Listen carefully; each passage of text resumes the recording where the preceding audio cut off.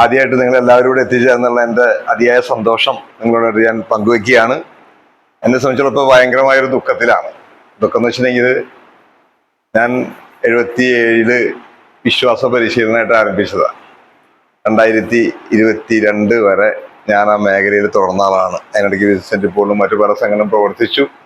അന്നൊക്കെ നമ്മൾ ആരംഭിക്കുന്ന കാലത്ത് വളരെ ഒരു അഭിമാനമായിരുന്നു. ലോകത്തിന്റെ നിറകയിൽ കത്തോലിക്ക സഭ ആരംഭിക്കുന്ന സമയത്ത് ലോകത്തിന്റെ നിറകയിൽ കത്തോലിക്ക സഭ, ലോകത്തിന്റെ പരമാധ്യക്ഷനായിട്ട് മാർപ്പാപ്പ, കത്തോലിക്ക സഭ എന്ന് പറയുന്ന അതിൽ അംഗത്വം കൊടുക്കുക ഒരു അഭിമാനത്തിന്റെ വിഷയമാണ്. നമ്മളൊക്കെ ഒരു അഭിമാനകരമായ ഒരു സമൂഹമായിട്ട് നമ്മൾ വിരാജിക്കുന്നു.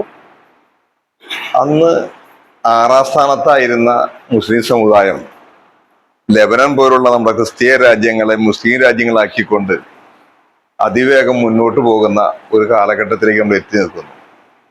അതിനേക്കാളും വലുതായിട്ട് എനിക്ക് വിഷമം തോന്നിയത്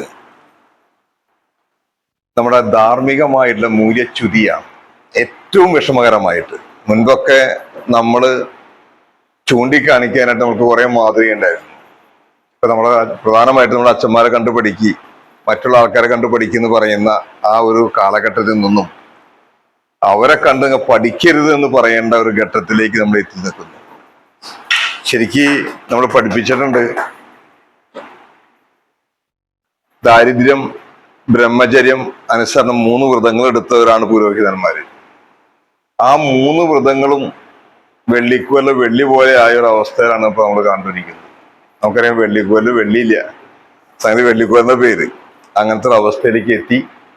നമ്മുടെ വൈദികര് തന്നെ അവരുടെ ആരാണോ പട്ടം കൊടുത്ത് ആ പട്ടം കൊടുത്ത പിതാക്കന്മാരെ മറുത്തു പറയുന്നു, അവരെ എതിർത്ത് സംസാരിക്കുന്നു. പിന്നെ വ്യക്തിപരമായിട്ട് എൻ്റെ മറ്റൊരു ദുഃഖം എന്ന് പറയുന്നത്, ഞാൻ ഈ എറണാകുളം അങ്കമാലി തിരുവനന്തപുരക്കാരനാണെങ്കിലും എൻ്റെ ജീവിതത്തിന്റെ ഔദ്യോഗിക ജോലി ഭൂരിഭാഗം നിർവഹിച്ചിട്ടുള്ളത് ഇരിങ്ങാലക്കുട രൂപതയിലാണ്. അപ്പൊ ഇവിടെ ഒരു ദിവസം തിങ്കളാഴ്ച കരിക്കുരു വെച്ച് അവിടെ ചെല്ലുമ്പോൾ അവർക്ക് കരിക്കുരു ഇല്ല. അപ്പൊ നിങ്ങളത് ഏത് കരിക്കാരണം എന്നുള്ളത് എനിക്ക് അവർക്ക് തമാശ ചോദിക്കും, നിങ്ങൾ ഏത് കരിക്കാരണം. അത് എന്നെ സംബന്ധിച്ചോളം കുർബാനയിൽ പങ്കെടുക്കണമെങ്കിൽ ഏറ്റവും മുൻപ് നിന്ന് കുർബാനയിൽ പങ്കെടുക്കണം.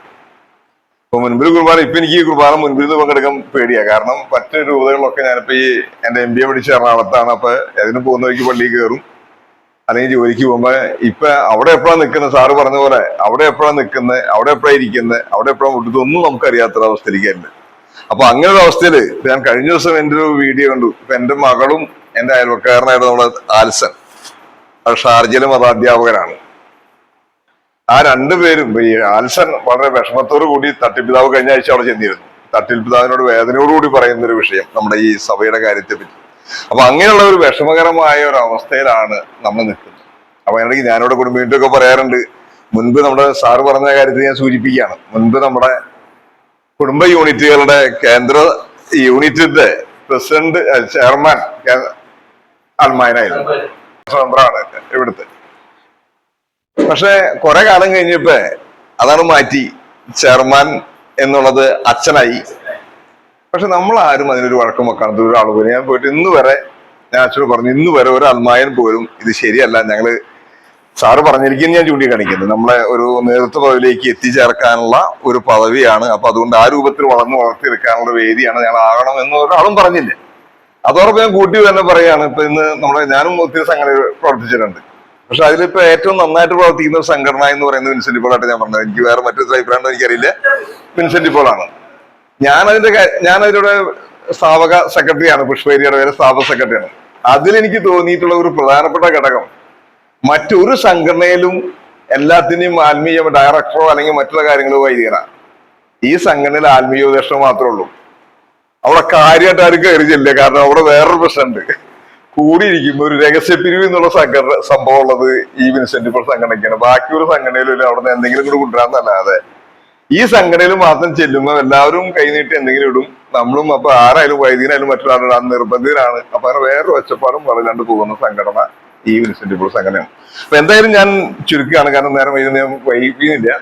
നമ്മളെ സംബന്ധിച്ചോളം അൽമായൻ നേതൃത്വം നന്നായിട്ട് വളർന്നു വരണം.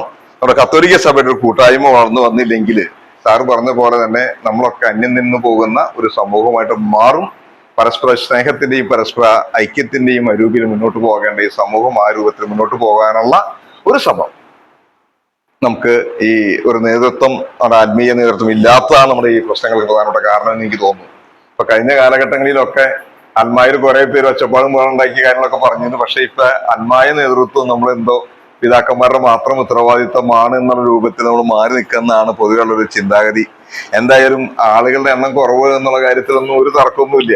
കാരണം ഇപ്പൊ പലർക്കും അധികാരം കിട്ടാനും അല്ല പലർക്കും പലരുടെയും തരത്തിലുള്ള വിഷമങ്ങൾ വരുമല്ലോ. കാരണം ഇപ്പൊ ഈ അച്ഛനെതിരായിട്ട് സംസാരിച്ചാൽ അല്ലെങ്കിൽ ഇങ്ങനെ ഒരു സംസാരിച്ചാൽ അങ്ങനത്തെ വിഷയമുണ്ടോ. പക്ഷെ നമ്മളെ സംബന്ധിച്ചോളം എനിക്ക് ബോധ്യമുള്ള കാര്യം, നമ്മുടെ സ്ത്രീഹന്മാരില് യോഹന്നാൻ സ്ലീഹ മാത്രമാണ്, അതും പത്മോസ് ദ്വീപില് നാട് കടത്തപ്പെട്ടിട്ട് അവിടെ ഏകാന്ത തടവിൽ വെച്ച് മരിക്കപ്പെട്ട വ്യക്തി. ബാക്കിയുള്ള സ്ത്രീഹന്മാരൊക്കെ തന്നെ രക്തസാക്ഷികളായിട്ട് മരിച്ച സ്ത്രീഹന്മാരാണ്. ആ സ്ത്രീഹന്മാരുടെ സ്ഥൈഹിക പാരമ്പര്യമുള്ള ഈ സഭയില് ആത്മാഭിമാനത്തോടെ നിന്നുകൊണ്ട് ഇതിനെ മുന്നോട്ട് നയിക്കാനുള്ള ഭാരിച്ച ഉത്തരവാദിത്വം നമുക്കാണ്.